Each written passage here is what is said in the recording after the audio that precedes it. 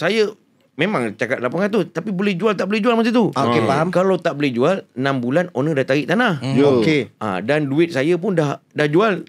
Apa Modal. nak jual kan? Modal lagi kan? Tapi Allah Ta'ala punya kerja 2 minggu sold out semua habis. Okey. Assalamualaikum, salam lebaran kepada anda yang sedang menonton dan juga mendengarkan Dol Podcast. Ya. Selamat Hari Lebaran. Minal Aidin wal Faizin. Apa lagu tu? Ah. Ya podo. Ponoroyo.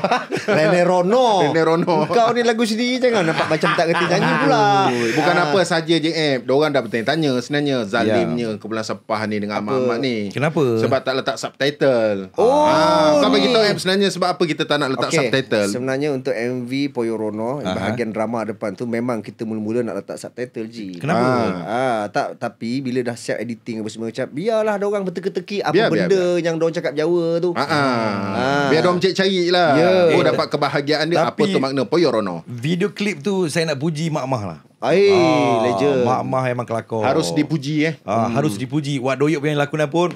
Dor hokko. Tapi Mak Ma sebenarnya dia terharu sebenarnya sebab dia berlakon dengan anak dia. Betul, first time tak sebenarnya tu. Dan lagu pun anak dia yang buat, iaitu Abang Ali. Ahmad tu anak dia. Ya, Ali tu anak dia. Tapi bukan okey. bapaknya Tompel. Bukan Tompel anaknya Adlin. Itulah dia. So teruskanlah menonton MV Poyo Rono, Anakku Lima Lanang. Sebab apa kita punya lagu Poyo Rono ni dah ada dekat YouTube, dekat Spotify, Dekat Music Apple ada. dekat TikTok. Anda boleh guna background lagunya. Dekat Facebook pun boleh juga. Ya podo-podo. Jahanam pagi raya. Podo-podo semua. Baik, episod kali ini kita dikayakan oleh Fokio. Jadi kepada anda yang mungkin ingin menambah pendapatan, yang mungkin nak menjadi seorang yang lebih berduit, Berjaya. jangan lupa boleh follow Fokio di IG dan juga di TikTok. Ya. Menambah bini tak boleh InsyaAllah. Kokiok pun bini satu je man. Tapi yang kita punya tetamu hari ni bini lebih satu. Tapi dia tak ada. apanya dia tak ada apa? Dah tak ada. Lebih dari satu dah tak ada dah. Yes. Tapi tak apa. Tu kejap lagi kita akan tanya dia apa cerita sebenarnya. Baik. Okey. Macam mana kita nak mulakan Okey, ni? kawan-kawan. Saya mengenali individu ini menerusi satu video yang dibuat naik di M-Star pada masa itu. Dan saya juga mengenali isteri beliau serta adik ipar beliau.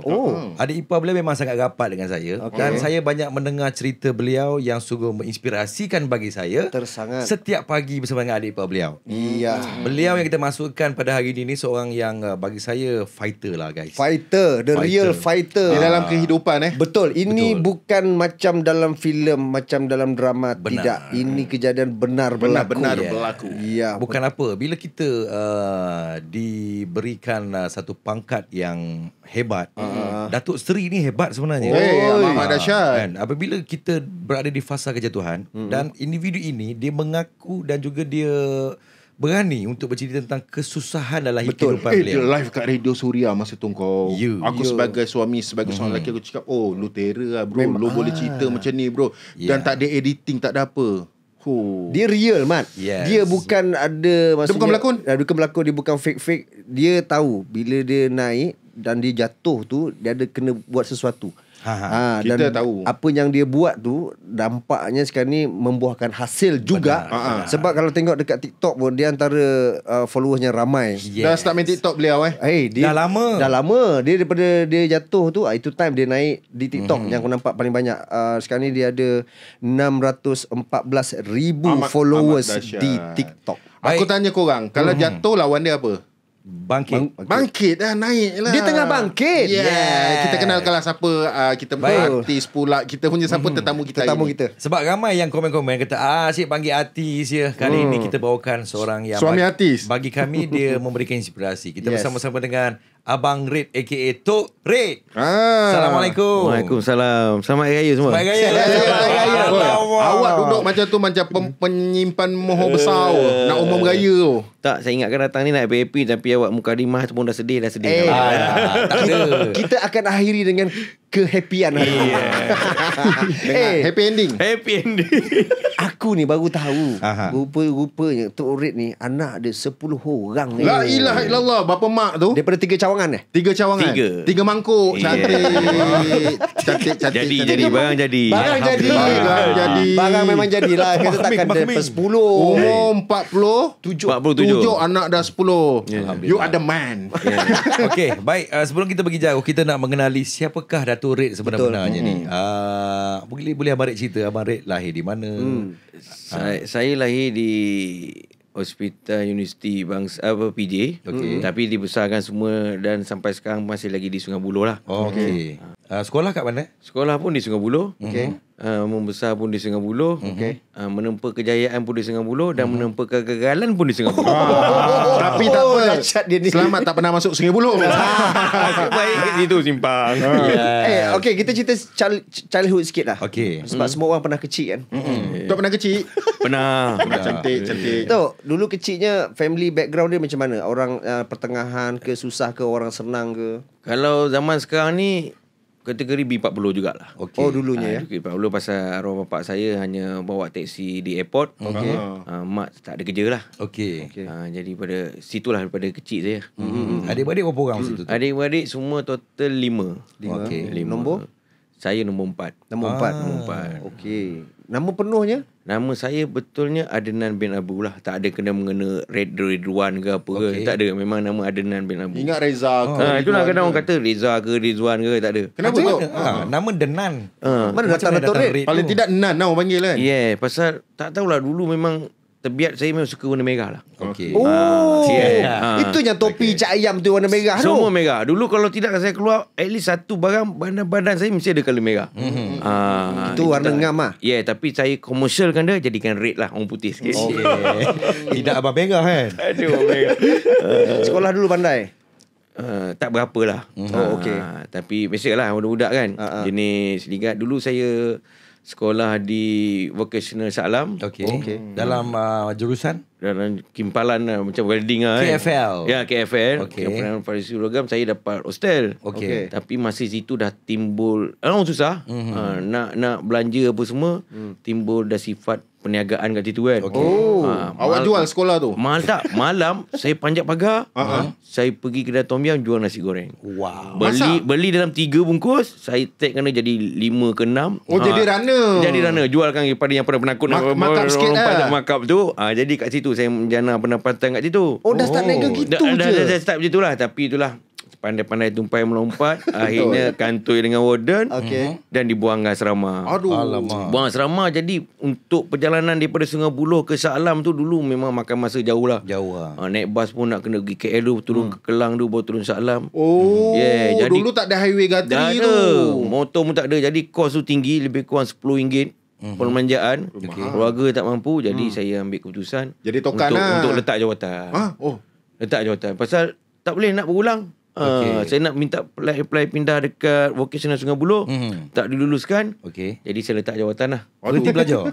Lagi setahun dia nak masuk Tingkatan 5 tu. Nak masuk Tingkatan 5, arwah mak tu kata betul kan ni? Betul. Dah cantik dah jadi tokan nasi goreng. Tapi apa nak buat kan? Ngam-ngam saya berhenti je sekolah. Esoknya saya terus kerja kilang. Tak pernah mengganggu. Sampailah kejadian tu saya mengganggu. Tok dia sekolah dah jam 4. Tingkatan 4 je. Tingkatan 4. So kerja kilang lama agak ni? Kerja kilang dalam setahun 2 tahun. Lepas tu dah dapat motor, kerja kat Shah Alam pula apa semua, kerja pion apa semua, kerja lah.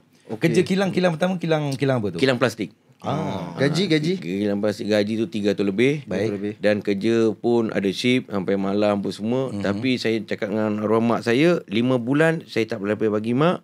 Saya nak cari modal untuk beli motor. Dapat motor, baru saya boleh kerja kat luar kawasan lah. Kilang Shah Alam lah. Kilang Shah Alam.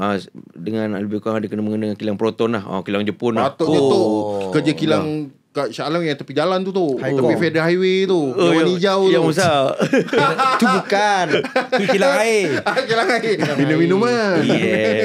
Okey, motor pertama yang Tok Red beli? Motor saya yang saya kumpulkan tu masa tu Panther lah. Romeo. Itu pun second hand. Deposit saya ingat lagi dalam 2000 lah. Panther jerung ke tu? Tak, printer biasa. Printer biasa. Gambar. Saya simpan 500. Masa tu kerja memang basic 3. Tapi kena overtime pun semua. Memang saya kerjakan betul-betul sebulan RM500. Okey. 4 bulan dapat bayar deposit. Terus saya berhenti kerja salah. Zaman tu dah dahsyat. Bojan dah siapa pakai printer. Yang main seluar tempah. Sport rim bintang. Okey, Tok, selepas dah bergelumang dengan kerja-kerja kilang, bila yang turnover yang terbesar membuatkan awak tu menjadi seseorang yang luar biasa tu? Bila tu? Apa kejadiannya? Saya selepas saya kerja kilang tu, kerja kilang Shah Alam tu kilang Jepun. Memang dia punya disiplin tu memang tinggi lah. Okey. Rehat ke 10 minit apa semua dalam hampir 3 tahun juga. Berhenti je kilang tu, saya keluar kat tu, saya nekat cakap dengan tu, saya takkan macam mana keadaan pun saya takkan kerja kilang. Okey. Tak nak lagi Tak nak lagi Tak dah. best tu Tak best. Berhenti ke ataupun diberhentikan? Saya berhenti. Okey. Saya berhenti. Masa tu zaman gawat 97-98 tersilap saya. Baik. Saya buat loan kredit, beli van. Okey. Beli van, saya meniaga sayur. Oh, niaga sayur. Meniaga sayur dalam usia saya paling tidak seawal 19 tahun tersilap saya. Dah jadi tokai sayur Dah jadi tokai sayur. Sayur apa tu? Masa zaman saya tu 19 tahun tu member saya semua pakai RZ apa semua lepak tu, tapi saya Panther. tak nak pakai van, Okey. masuk parit kutip kangkung. Alamak, barang free. Barang free. Pasal saya tengok ada kangkung dulu terbiarkan, kangkung yang macam orang buat yang tofu tu. Ya. Yes. Saya tahu dapat niaga saya dekat PJ, pasal PJ Old Town. Dulu masa saya kerja kilang, saya selalu makan kat situ. Ada brother ni tanya, "Dik, ada tak kangkung dia? Abang supply, abang tak boleh supply." Automatik saya jawab ada. Padahal kangkung pun saya tak tahu rupa punya. Budak. Tak tahu kat mana nak cari kat mana, pun. tapi saya tengok ini boleh buat duit ni. Fuh, lama teruk Kan? ni. Saya tengok, lepas tu saya bawa mak saya pusing dekat Kuala Selangor tepi parit tu memang kangkung banyak, tu terbiar. Memang terbiar. Ya. Modal kau buat getah je. Cantik. Saya bawa mak saya duduk kat tepi, saya masuk parit, pakai apa semua, peti-peti mak saya ikat. Besok tu saya terus hantar kat abang tu, 1 ikat RM2, saya supply dengan dia 100 ikat. Dah Dah 200 ikat masa zaman tu. Wow, RM200 satu Cantik hari. lah, Tok. Tak ada modal getah. Orang kampung tak payah bersihkan longkang, Tok dah bersih Tak payah. kan? Yes, benda tu free je. Kau ambil bulan ni, seminggu lepas tu yang tu akan panjang balik. Okey. Tak ada masalah. Cepat betul kangkung Cepat kangkung kerana hujan apa semua kan. Jadi saya kata, dah senang lah RM200. Masa zaman gawat. Sebulan kau dah dapat RM6,000. Faham? Dengan umur kau 19 tahun. Tadi kerja kilang tu kau 3 tahun. Kilang gaji 300 lebih, kau kena overtime, Sabtu Ahad kerja. Ya, kerja macam kena robot lah maki tu. minum pagi 10.30 sampai 10.40. 15 10 minit, minit tu, itulah kau kerja macam mana kau nak merokok ke apa ke. Itulah. Air panas terbakar Cukup tekak panas-panas nak time minum. loceng kau kena dah duduk dekat tu. Kau tidak nanti kau lalu kan anak saya dekat Proton.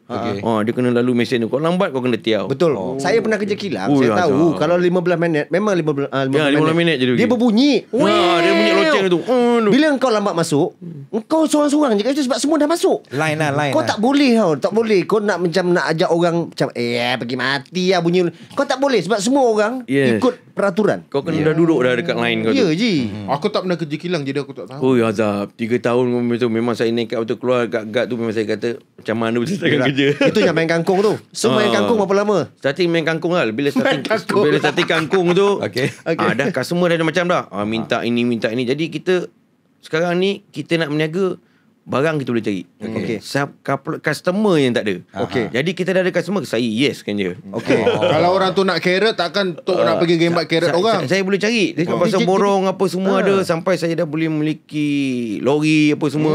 Sampai ada lori. Sampai ada lori. Dan saya kahwin seawal usia 20 tahun lah. Amat dahsyat. Awal buka Katalah, cawangan. Awal buka cawangan. Maksudnya lama main kangkung, main apa semua Saya ni. menjaga sayur lebih kurang dalam 12 tahun macam tu lah. Lama. Yeah. Daripada van Nama sampai jadi apa? Nan kangkung tak ah? Tak ada. Memang. Tapi saya punya style berniaga, saya punya style berniaga memang ala baru punya. Apa? Saya hanya supply saja. Saya Jual kalau tak? pergi berniaga pun orang kata memang macam artis jugalah. Alamak. Saya tak ada pegang sayur, tak ada apa. Pegang sayur saya budak-budak saya Bangla apa semua. Saya hanya bawa lori, parking, tidur, bangun tidur, budak semua dah collect. Pasal saya supplier je. Faham. Bukan saya berniaga. Sampai pasar, hantar geran ni, lepas tu dah relax. Dah habis berniaga, pergi collect. Tok, masa tu betul boleh buat duit masa tu? Boleh. Boleh buat duit untuk biasa-biasa ataupun boleh jadi kaya? Masa tu saya kahwin umur 20. Mak bapak dah tak ada. Jadi saya cakap dengan rumah, perniagaan saya tak turun tak naik, dia stabil, dia tahu tak? Okey. Berapa dia hanya maintain dalam 4-500 satu hari je. Okey. Saya boleh lah pakai kereta masa tu, dah pakai Wish ke, dah mewah kan. Yalah. Wish, lori ada. Profit sebulan berapa? Sebulan paling tidak pun 10,000 ada dah. Banyak. Banyak lah. Tapi saya ni manusia. Okey. Tak erti nak cukup. Dan saya kata saya tak boleh macam ni kan. Pasal saya dah tak cuba macam mana pun, dia stay macam itu juga. Jadi saya cakap dengan rumah, saya kena jual lori. Okey. Saya nak buat modal berniaga. Saya nampak kat sini hanya hartanah je lah. Okey. Tapi saya cakap dengan rumah, kalau tak jadi ni, dia kampung dia ada kebun kelapa sawit dalam 6-7 ekar. Biar saya kerja kat kebun je lah. Okey, faham. Mana tu lah. Ini yang last lah. Okey. Jual apa aset semua. Rumah kata, tak apalah. You cubalah kata kan. Okey. Jadi step itulah saya usaha macam itulah. Macam mana main tanah. sebab main daripada sayur, kita supply kan. Ya. Macam mana ada keberanian untuk main aset, main hartanah ni? Ada knowledge ke ataupun Saya tak ada knowledge. Tapi saya ada kenal seorang dua orang, saya ikut saja dia. Tak kisahlah orang kata saya jadi macam balaci ke apa, tak apa. Pasal saya niat saya nak belajar. Sambil pasal perniagaan sayur saya dah ada orang uruskan. Jadi saya dah boleh tinggal kat situ. Bila saya dah nampak kat sini, lepas tu kebetulan ada satu peluang lah. Satu peluang ni, ada seorang individu ni memang terkenal, somebody. Dia bagi saya satu tanah. Dia kata dia percaya ke atas saya, jual lah dulu. Okey. Bayar kemudian, kata dia kan. Jadi saya kata ini peluang yang terbaik lah. Faham. Untuk saya ambil tanah ni. Tapi untuk mengejarkan tanah tu hutan. Nak tolak itu, nak apa semua, perlukan modal. Kasar tu. Kasar. Nak potong bukit apa semua kan. Kebetulan tanah tu pun bukit. Jadi saya cakap rumah ni, mana ni, melainkan ada lori tu je. Okey. Jadi saya jual lori tu. Itulah permulaan saya berjual tanah tu lah. Okey. Modal lori tu berapa? Modal lori tu saya jual masa tu ada hutang ke. Mana dalam cash saya dapat dalam 20,000. Okey. 20,000 saya modal untuk sewa mesin apa, tolak apa semua. Okey. Clearing. Clearing. Lepas tu saya janji dengan tuan tanah ni 6 bulan nak kena selesaikan 400,000. Okey. 400,000 jumlah tanah. Tapi saya jual masa tu, saya buat lot, ada lebih kurang dapat 20 lot. Pecah lot. Pecah lot. Satu lot saya jual 40,000. Amat dahsyat. Jadi untuk satu kali ganda. 800. 800. Tapi saya memang cakap 800, tapi boleh jual tak boleh jual masa tu. Okey, faham. Kalau tak boleh jual, 6 bulan owner dah tarik tanah. Okey. Dan duit saya pun dah jual. Apa Modal. nak jual kan? Modal kan? Tapi Allah Ta'ala punya kerja, 2 minggu sold out semua habis. Okey. Di situlah bermulanya banyak duit. Bermula kat situ. Permulaan saya kat situ. Okey, maksudnya sebab takut ada yang kat luar tak faham. Maksudnya tanah tu diberi, lepas tu kena usahakan tanah tu, maksudnya jadikan mungkin tanah-tanah lot dan dijual kepada orang untuk orang naikkan rumah. Yes. Lot banglo masa tu. Okey, contoh saya buat kiraan senang je. Kalau saya jual 20 lot dapat 800,000. 400,000 bayar owner. Balance tu saya buatkan infra, longkang, jalan. Habislah dalam 100. Okey. Adalah 300. Mana 300 tu bersih lah. Untung lah. Dengan tanpa modal. Kita tanpa modal lah tu. Okey. Modal hanya untuk buat clearing apa semua. Itulah start saya bertapak kat situ. Saya boleh belikan Masa tanah tu lain. Berapa lama jangka masa dia tu? Kalau pegang hartanah ni, jangka tak lama. Setahun aja dah target 1 juta dah. Maksudnya masa first job tu memang jackpot dah. Memang ke jackpot lah. Okey. Tapi yang masa nak jadikan jackpot ni, yang first job ni pun ada cerita sebaliknya. Apa? Cerita. Boleh cerita? Boleh, kita nak dengar. Ni baik cerita ni. Pasal permulaannya yang somebody ni, saya ada tolong dijualkan tanah dia. Okey. Kebetulan tanah ni nama isteri dia. Permulaannya hanya jaga penjanjian lisan sajalah. Baik. Okey. Tanah dia ni 2 ekar, saya jual. Dia nak 1.1. Oi, dekat mana tu? Dekat Sungai Buloh juga. Okey. Tapi Mahal 2 ekar. 1.1. Tanah memang cantik tepi jalan. Okey. Kata tapi saya dapat bayar 1.3. Cantik. Cantik. Ada jackpot juga. 200,000. 200,000. Dan orang tu pun bayar cash. Jadi memang modal Namdi modal Ailio 200,000. Cantik. Wow, saya cakap rumah pun dah perasan. Rumah. Bila apa ada tiba-tiba ada nak beli emas ni, nak beli ni apa semua kan. Biasalah tu. Ya, kita pun macam tu memang untuk rumah je lah. Kita cari duit dia orang berhabiskan. Ya, kita layan je lah. Tapi kebetulan Allah Ta'ala tu tak bagi keizinan. Perjanjian tak ada. Pasal kita percaya dengan orang tu mungkin somebody orang yang warak. Jadi tak ada apalah ni kan. Kena lipat. Kena pasal nama isteri dia. Alamak. Jadi isteri dia kata tak boleh. Ini persen 2% saja daripada jumlah tu. Aduh. Bermakna daripada 200,000 kau hanya dapat 26,000. 26,000 je. Berapa banyak kan? Jauh. Sampai rumah saya kata, dah lepas ni jangan urusan lagi dengan orang tua ni, kata dia kan. Rumah marah. Saya kata tak apa. Ini ujian. Lepas sebulan orang tua tu telefon saya lagi. Dia kata, tolong jualkan tanah saya 1 ekar ni lagi. Cantik kan? Tapi kali ni saya dah terkena. Takkan saya ni, okey macam ni. Datuk, buat surat apa semua. saya kata macam ni, saya nak ambil tanah Datuk, saya sendiri nak beli, tapi saya tak ada duit lagi. Saya nak buat jualan lot semua. Okey macam ni, Nan, awak ambil tanah saya ni, awak buatlah apa, awak nak tolak terbalik ke, awak nak buat lombong ke apa ke, 6 bulan settle 400,000. Boleh Datuk? Tu dia. Dan kat situ lah saya punya rezeki. Lepas tu saya kat rumah, nampak? First tak ada, tapi second kita ada. Betul lah. So maksudnya memang first job tu memang solid lah dalam 300 macam tu lah. Yes. Besar tu. Yang itulah.